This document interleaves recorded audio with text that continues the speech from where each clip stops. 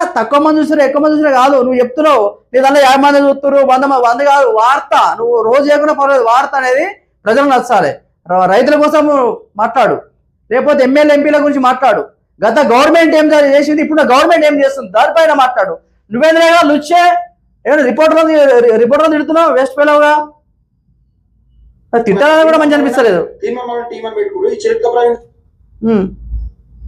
ఏం చేసిండు చిలక ప్రవీణ్ గారు ఏది టీపీఎఫ్ తెలంగాణ ప్రొటెక్షన్ ఫోర్స్ అని పెట్టి అన్నాడు, అది అందులో గాలిగాను ఏది కానీ తెలంగాణలో బీసీ ఉద్యమం ఇంత పెద్ద ఎత్తున ఎగిసి పడతా ఉంటే ఈ బేవకూఫ్ గాడు ఏం లేదు, బీజేపీ అనుకుంటా బండి సంజయ్ అంటారు, వీడు బండి సంజయ్ ప్రజా బేకూఫ్ గాడు ఒక రిపోర్టర్ పట్టుకొని బేకూఫ్ గాడు అనసా, ప్రజలని మీరే సమాధానం చెప్పాలి. ఇట్లాంటి లొట్టెపిస్ గాళ్ళకు వీళ్ళు రిపోర్టర్లు, వీళ్ళు జర్నలిస్టులు, వీళ్ళు రిపోర్టర్లు ఉరికించుకుంటా పని చేస్తారు ఇట్లా. నిజం ఒకవేళ ఇట్లా నిన్ను ఇట్లా మేము మనసు మీద తీసుకుంటే మాత్రం, ఒక నేనే తీసుకుంటే నిన్ను ఇది రాంగ్ మాట్లాడు లొట్ట. అసలు ఏం జరుగుతుంది, అసలు ఏం మాట్లాడుతున్నారు సార్ రిపోర్టర్ల మీద?